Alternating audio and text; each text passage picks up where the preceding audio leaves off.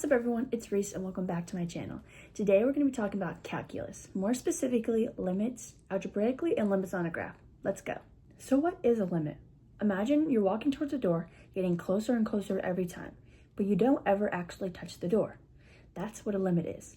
It's approaching a value, like where the function is heading, as we get super close to a point on an x-axis. It's not about what exactly happens at the point, but what the y value is getting closest to. Let's see how to find this in two main ways, graphically and algebraically.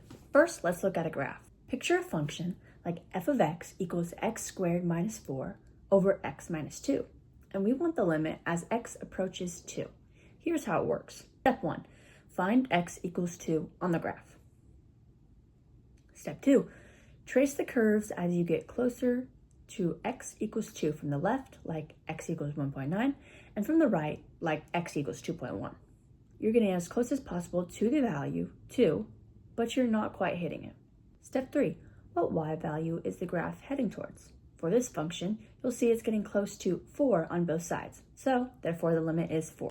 But there's a catch. If the left and the right sides aren't the same y-axis, the limit does not exist. Think of the graph like a jump, like a broken bridge. You might see a hole in the graph at x equals 2, but the limit is still 4. It's about where the graph is going, not exactly what point. Got it?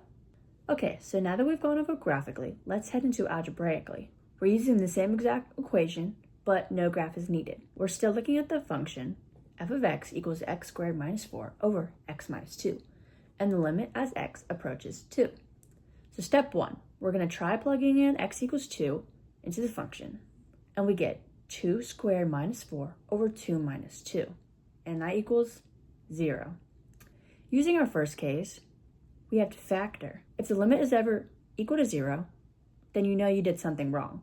So we're going to factor the numerator, x squared minus 2, which equals x minus 2 times x plus 2.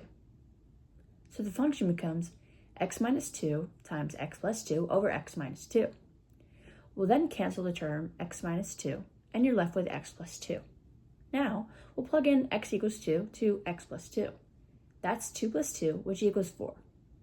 There you go, the limit is 4, just like the graph told us. So here's a quick recap. Graphically, you trace the curve to see where it's heading. Algebraically, you plug in or simplify to find that same number. Both ways work. Here's a practice problem for you. Find the limit as x approaches 1 for f of x equals x squared minus 1 over x minus 1. Pause the video, try it out, and see if you get 2. Well, that's it for limits today. I hope you learned a lot. Make sure to smash that like button and subscribe and turn on post notification bells. Stay tuned for the next video. Peace.